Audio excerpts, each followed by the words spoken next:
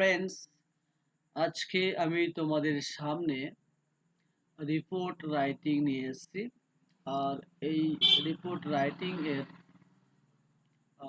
Rules step by step বুঝিয়ে দিয়ে তার সঙ্গে সঙ্গে আমি তোমাদের রিপোর্ট রাইটিং একটা টপিক নিয়ে আজকে আমি ডিসকাস করব। তো চলো শুরু করা যাক। দেখো, আজকে আমি যে টপিকটা নিয়ে আলোচনা করব সেটা হচ্ছে আমফান, সুপার সাইক্লোন আমফান। তোমরা জানো কিছুদিন আগে মে মাসের দিকে আমাদের রাজ্যে, বিশেষ করে ওয়েস্ট বেঙ্গলে আমফান বড় একটা আকার ধারণ করেছিল। তো সে সম্পর্কে নিয়ে আজকে আমি তোমাদের রিপোর্ট রাইটিং করে দেখাবো। তো দেখো, প্রথমে আমি টাইটেল নিয়ে বলি। টাইটেলটা হচ্ছে the devastating impact of Amphan. Okay, এটা হচ্ছে টাইটেল। আর তারপরে আমি যেটা ইউজ করেছি, বাই স্টাফ রিপোর্টার, দেখো দেখতে পাচ্ছ। তো এটা হচ্ছে source name, by staff report. ঠিক বাদিকে দেখো, নিচের দিকে প্লেস নেম দিয়েছি শিলিগুড়ি, অর্থাৎ শিলিগুড়ি থেকে এই রিপোর্টটা পাবলিশ করব আমি।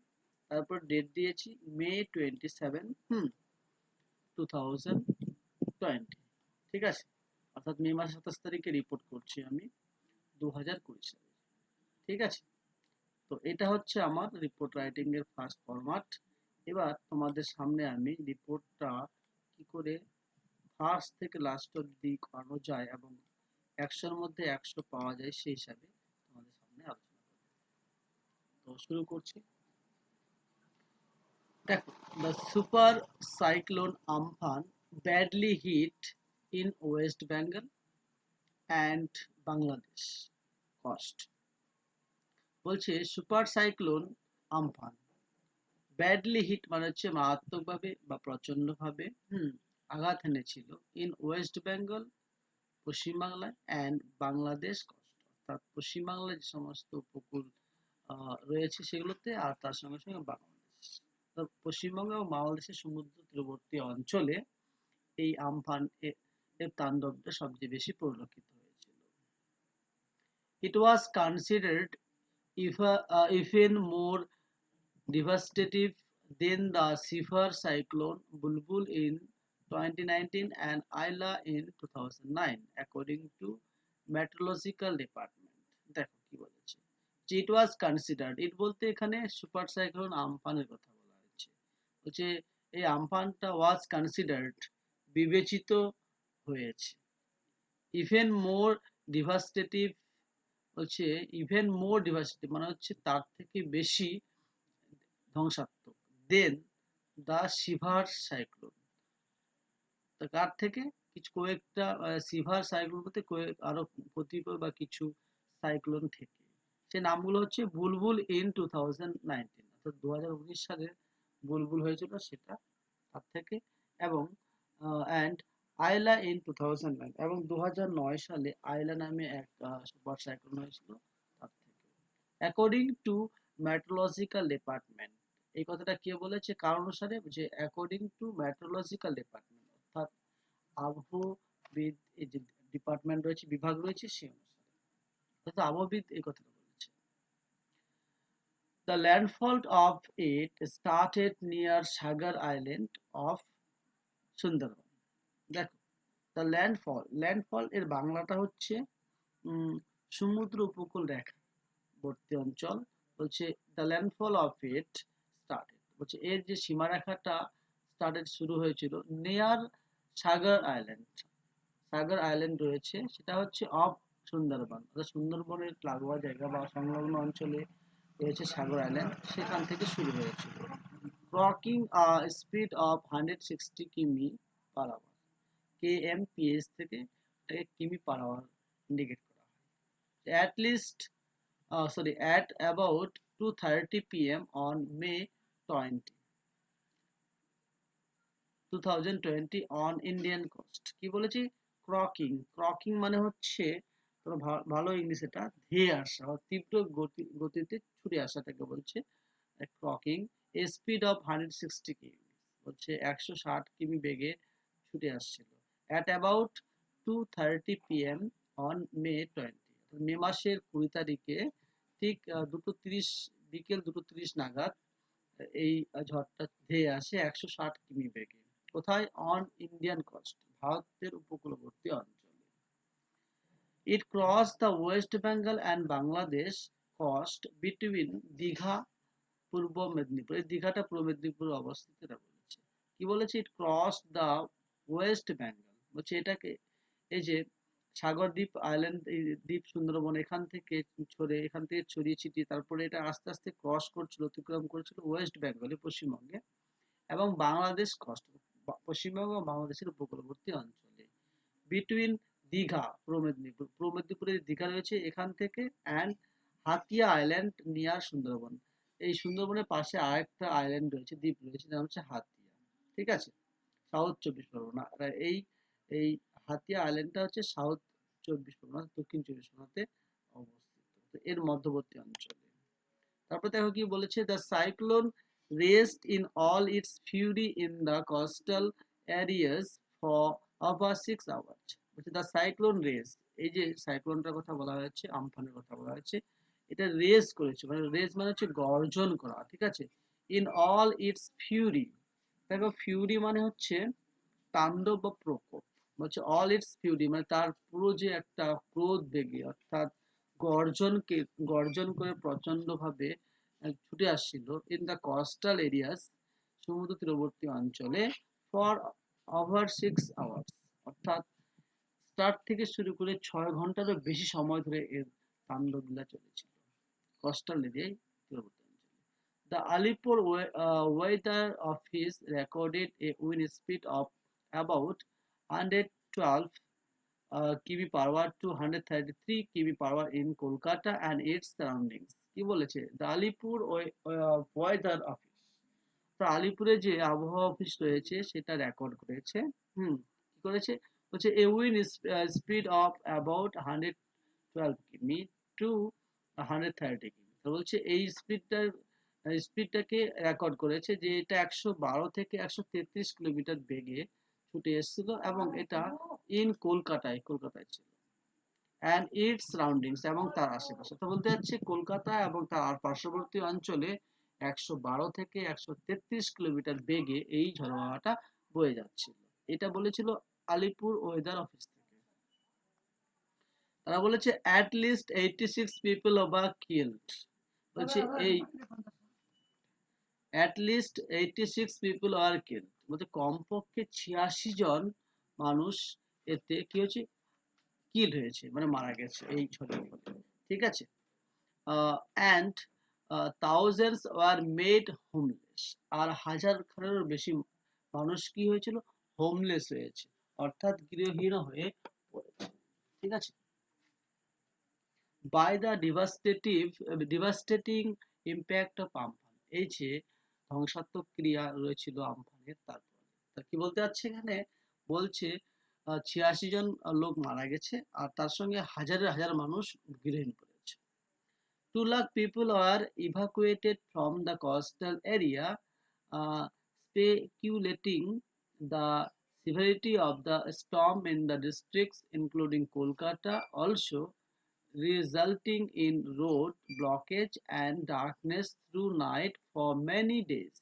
এই লাইনটা দেখো কি বলেছে, বলছে 2 lakh people are evacuated মানে হচ্ছে সরিয়ে নিয়ে যাওয়া, মানে স্থানান্তরিত করা, অর্থাৎ 2 লাখেরও বেশি মানুষকে এখান থেকে, এই কোস্টাল এরিয়া অর্থাৎ সমুদ্র তীরবর্তী অঞ্চল থেকে সরিয়ে নেওয়া হয়েছিল।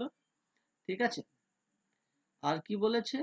আর কিছু ডিস্ট্রিক্টের কথা বলেছে, এখানে কলকাতার কথা বলেছে, এই কলকাতার রোড ব্লকেজ হয়ে গেছিল, রাস্তা একদম মানে বন্ধ হয়ে গেছিল, তার সঙ্গে কিছুদিনের জন্য ইলেকট্রিক ইলেকট্রিসিটি ছিল না বলে এখানে ডার্কনেস ছিল, অর্থাৎ অন্ধকারে বিরাজ করছিল, এই কলকাতা শহরের কথা বলেছে। তারপর কি বলেছে? The destruction which was unprecedented in recent public memory caused thousands of houses to damage, lower areas to be inundated, and crops of thousands of acres to be destroyed. Innumerable trees and electric poles were uprooted and wrecked in the storm. দেখো বড় sentence আছে, একটু ভালো করে বুঝতে হবে কি বলেছে। দেখো বলছে দা ডিস্ট্রাকশন, বলছে এই যে ধ্বংস লীলাটা বা ধ্বংসক্রিয়াটা, হুইচ ওয়াজ আনপ্রেসিডেন্টেড, এর বাংলা হচ্ছে হুম ধ্বংস লীলাটা ইন রিসেন্ট পাবলিক মেমোরি, অর্থাৎ বর্তমানে বা রিসেন্ট পাবলিক মেমোরি, অর্থাৎ জনগণের কাছে একটা খুব মানে দুর্বিষহ করে তুলেছিল। Cost thousands of houses to damage, যা হাজার হাজার বাড়িকে ধ্বংস করে দিয়েছিল। ঠিক আছে, দেখো এখানে বলছে houses to damage, lower areas to be un inundated. হ্যাঁ, আর যে সমস্ত আহ, নিচু নিচু এলাকা ছিল, ঠিক আছে, সেগুলো হয়েছিল কি ইন আনডেটেড। ইন আনডেটেড মানে হচ্ছে প্লাবিত করা বা জলে প্লাবিত হয়ে যাওয়া, এটাকে বলছে। And crops over thousands of acres, হচ্ছে হাজার হাজার একর জমি কি হয়েছিল, জলে প্লাবিত হয়ে গেছিল। টু বি ডেস্ট্রয়েড, এবং প্লাবিত হয়ে সেটা ধ্বংস করে ফেলেছে। তারপরে ইননাম্বারেবল ট্রিজ, ইননাম্বারেবল মানে হচ্ছে অসংখ্য, মানে যেটা আমরা গুনতে পারবো না এরকম একটা সংখ্যা বলছি প্রচুর অর্থে। Innumerable trees and electric poles আর uprooted, uprooted, হ্যাঁ, and racked in the storm, আর তার সঙ্গে যে হচ্ছে অসংখ্য গাছ পড়ে গেছিল এবং ইলেকট্রিক পোল পড়ে গেছিল, যেগুলো উপড়ে গেছিল এবং ধ্বংস হয়ে গেছে storm এ। এটাই বলেছে, তাই এগুলো ক্ষতি হয়েছে। এবার আসি সেকেন্ড প্যারাগ্রাফে। Immediate relief work and restoration programs had been started by the government। দেখো এখান থেকে মানেটা কি বলছে, যে ইমিডিয়েট রিলিফ ওয়ার্ক, তৎক্ষণাৎ যে রিলিফ ওয়ার্ক, অর্থাৎ রিলিফ ওয়ার্ক বলতে কি বোঝায়, নিরাপত্তা, অর্থাৎ যারা ত্রাণ সামগ্রী সরবরাহ করে বা উদ্ধার কার্য করে সেগুলোকে বলে রিলিফ ওয়ার্ক। তৎক্ষণাৎ উদ্ধার কার্যের দল এবং রেস্টোরেশন প্রোগ্রাম, অর্থাৎ যারা এই পরিস্থিতি মোকাবিলা করে, হ্যাড বিন স্টার্টেড, তারা শুরু করেছিল বাই দ্য গভর্নমেন্ট, অর্থাৎ গভর্নমেন্ট দ্বারাই, তারা সরকার দ্বারাই এই সমস্ত কাজ শুরু হয়েছিল, উদ্ধার কার্যদল। And some other voluntary organization, এবং কিছু ভলান্টারি, ভলান্টারি বলতে স্বেচ্ছাসেবক বাহিনীর কথা বলেছে, যারা ফ্রিতে কাজ করে, ঠিক আছে, এদেরকে, এরাও এই কাজে অংশগ্রহণ করেছিল, অর্থাৎ রেস্টোরেশন করার জন্য, সেগুলোকে পুনরায় আবার ঠিকঠাক করার জন্য। দ্য আর্মি, এনডিআরএফ টার্মস বা ডিপ্লয়েড। আবার তারপরে আর কি, কারা কারা অংশগ্রহণ করেছিল এই সেবা কার্যে, আর্মি দল আর এনডিআরএফ, এরাও এই ডিপ্লয়েড হয়েছে। ডিপ্লয়েড মানে হচ্ছে কাজে নিযুক্ত হয়েছিল। The cyclone had destroyed the two districts of North and South 24 Parganas। হচ্ছে এই সাইক্লোনটা সবচেয়ে বেশি ক্ষতি করেছিল উত্তর এবং দক্ষিণ 24 Pargana. and it was worse than corona.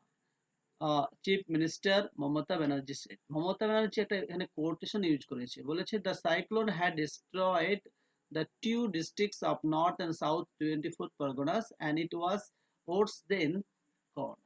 বলছে করোনা যা ক্ষতি করেছে তার থেকেও নাকি এই উত্তর এবং দক্ষিণ 24 পরগনা জেলা সবচেয়ে বেশি ক্ষতি করেছে, মানে করোনার থেকেও বেশি ক্ষতি করেছে। এটা মমতা ব্যানার্জি মুখ্যমন্ত্রী সে নিজেই স্বয়ং বলেছেন। তারপর দেখো লাইনটা, prime minister Narendra Modi visited the area of West Bengal. এরপরে কি, আমাদের যে প্রাইম মিনিস্টার রয়েছে, অর্থাৎ প্রধানমন্ত্রী রয়েছে নরেন্দ্র মোদী, সে ওয়েস্ট বেঙ্গল এসে পরিদর্শন করে, দেখতে এসেছিল ক্ষয়ক্ষতিটা কেমন হয়েছে। রেভেস্ট বাই দ্য সাইক্লোন, হ্যাঁ, সাইক্লোনের ফলে যা ক্ষতি হয়েছে তা পর্যবেক্ষণ করেছেন। অ্যান্ড অ্যানাউন্স, ঘোষণাও করেছিলেন, অ্যান্ড ইনিশিয়াল ফিনান্সিয়াল অ্যাসিস্ট্যান্স, তাৎক্ষণিক যে একটা আর্থিক সাহায্য।